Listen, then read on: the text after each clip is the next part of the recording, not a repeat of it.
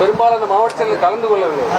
பெரும்பாலான அவர்கள் கொஞ்சம் களைப்போடு இருக்கலாம். சில பேர் மாநாட்டுக்கு வேலை கடுமையாக இந்த வெயிலில் வேலை செய்யறதுனால களைப்பு இருக்கலாம்.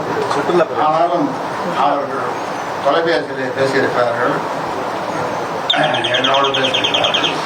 தலைமை செயலாளர் அன்பழகனோடு அவர் தான் இதெல்லாம் உருவப்படுத்தி ஒரு தகவல் சொன்னவர். தலைமை செயலாளர் அன்பழகன் அவரோடு தொடர்ந்து பேசியிருக்கிறார்கள். வராதற்கான காரணங்களை அவர்களும் சொல்லியிருக்கிறார்கள். அதனாலே எனக்கு 12 ஆண்டுகளுக்கு பிறகு வன்னியர் மாநாடு நடந்தது. எந்த ஒரு அசம்பாதம் இல்லாம பிரச்சனை சிறப்பாக நடந்து முடிஞ்சிருக்கு. அந்த மாநாட்டுல வந்து அன்புமணியை நீங்க பாராட்டவே இல்லை அப்படின்னு ஒரு வருத்தம் எல்லாருக்குமே இருக்கு சார் தொண்டர்களுக்கு.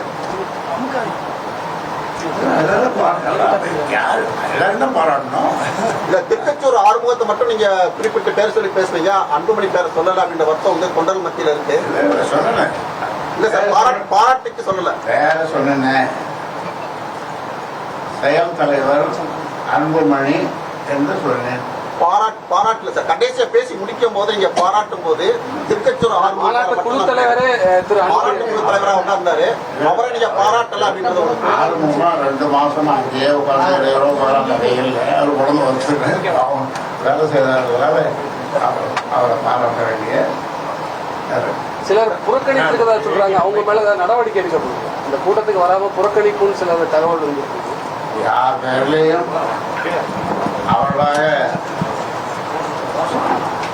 விரும்புகிற வரை அவர்களை நீக்க தேவையில்லை.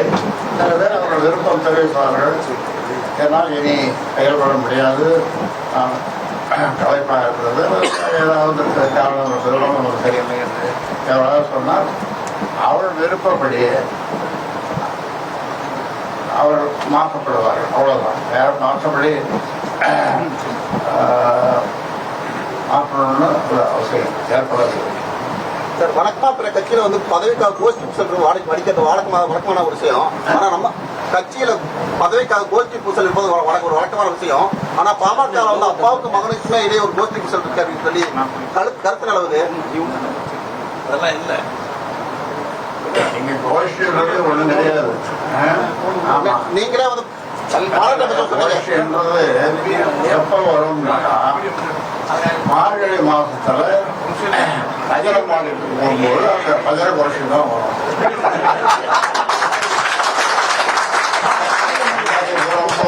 பண்டாரிபுரம் வரலாம் அப்படின்னு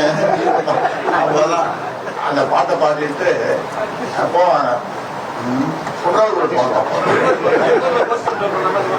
50 தொகுதி வெற்றின்னு சொல்றீங்க, கூட்டணியா இல்ல தனித்து போட்டியா?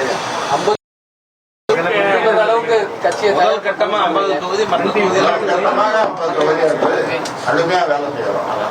மற்ற தொகுதியில் அடுத்தது கூட்டணி தான்.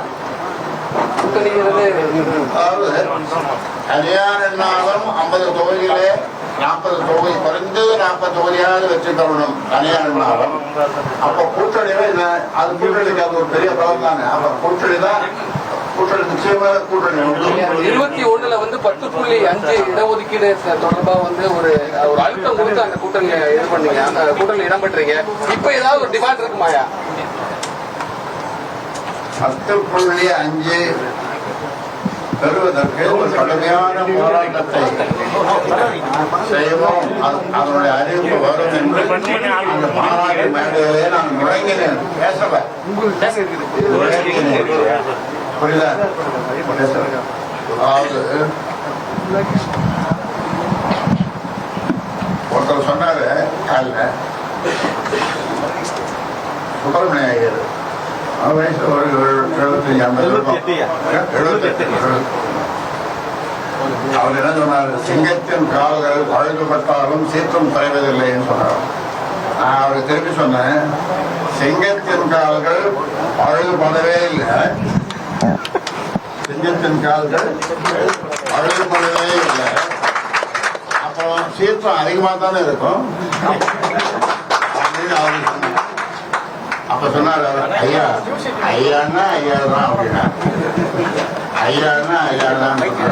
ஆக சிங்கத்தின் கால்கள் பழுதுபடவில்லை, சீற்றம் அதிகமாகிக் கொண்டே இருக்கிறது. ஆட்சியை பிடிக்க வேண்டும் என்ற அந்த சீற்றம், அந்த எண்ணம்